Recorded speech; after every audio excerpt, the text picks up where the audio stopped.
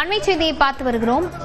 புதுச்சேரி சட்டப்பேரவை தேர்தலில் முன்னாள் முதலமைச்சர் நாராயணசாமிக்கு வாய்ப்பு வழங்கப்படவில்லை என தகவல் வெளியாகி இருக்கிறது. இது தொடர்பான விவரங்களுடன் செய்தியாளர் இளமுதன் இணைந்திருக்கிறார். இளமுதன், என்ன காரணம்? தற்போது சூழ்நிலை என்ன?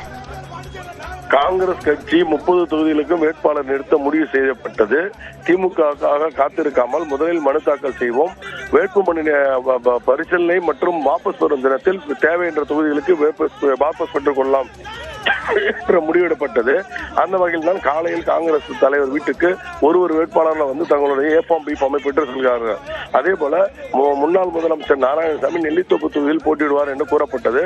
அதற்கான படிவத்தை பெற அவரது ஆதரவாளர்கள் கேட்டபோது காங்கிரஸ் வைத்தியம் தரவில்லை என்று கூறப்படுகிறது. 3 அவருக்கு படிவம் கொடுக்கவில்லை என்று கூறப்படுகிறது. இதனால் அவர்கள் ஆதரவாளர் நாராயணசாமி வீட்டிலிருந்து பக்கத்து தெருவில் உள்ள வைத்திலிங்க வீட்டிற்கு ஊர்வலமாக அவர் வீட்டு முன்பு கோஷம் எழுப்பினார்கள். கட்சிக்காக உழைத்த நாராயணசாமிக்கு சீட்டு வழங்கவில்லை என்றால் இந்த கட்சி எப்படி உருப்படும்? மாநில தலைவர் பதவியிலிருந்து வைத்திலிங்க விலக வேண்டும் என கோஷமிட்டு அவர்கள் வீட்டு முன்பாக இவர்கள் அமர்ந்து தர்ணாவில் ஈடுபட்டு வருகிறார்கள். ஏற்கனவே நெட்டப்பாக்கம் உட்பட பல்வேறு பகுதிகளில் இதே குழப்பம் நீடித்து வரும் நிலையில் ஒரு முக்கிய பிரமுகர் முன்னாள் முதலமைச்சர் அவருக்கே சீட்டு இல்லையா என்பது காங்கிரஸ் மத்தியில் பெரும் அதிருப்தியை ஏற்படுத்தியுள்ளது. லாவண்யா.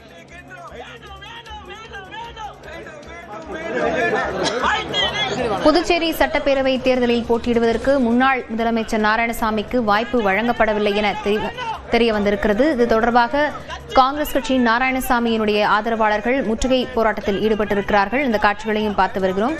இளமுதன், தற்போது 30 தொகுதிகளிலும் வேட்புமனு தாக்கல் செய்வதற்கு காங்கிரசார்களுக்கு ஃபார்ம் வழங்கப்பட்டிருக்கக்கூடிய நிலையில ஏன் நாராயணசாமிக்கு வழங்கப்படவில்லை என தெரிவிக்கப்பட்டிருக்கிறது? கட்சி தொண்டர்கள் மத்தியில் என்ன பேசப்படுகிறது?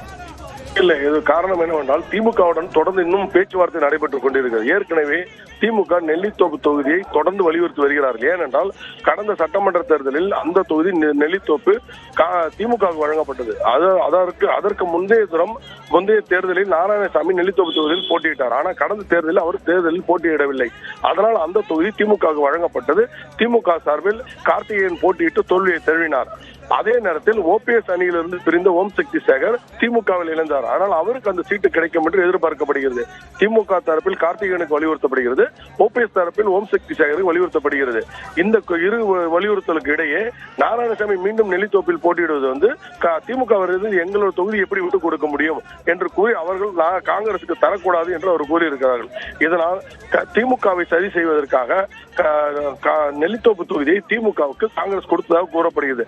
அதனால்தான் நாராயணசாமிக்கு இந்த முறை இங்கு போட்டியிடுவதற்கு வாய்ப்பு இல்லை என்று கூறப்படுகிறது. அதே நேரத்தில் காலாப்பட்டு தொகுதியும் திமுக ஒதுக்க காங்கிரஸ் முடிவு செய்ததாக கூறப்படுகிறது. இந்த ஒதுக்கீடு முடிந்தால் காங்கிரஸ் திமுக கூட்டணி உருவாகும். தேர்தலில் இந்த கூட்டணி பலமாக சந்திக்கும் என்று எதிர்பார்க்கப்படுகிறது.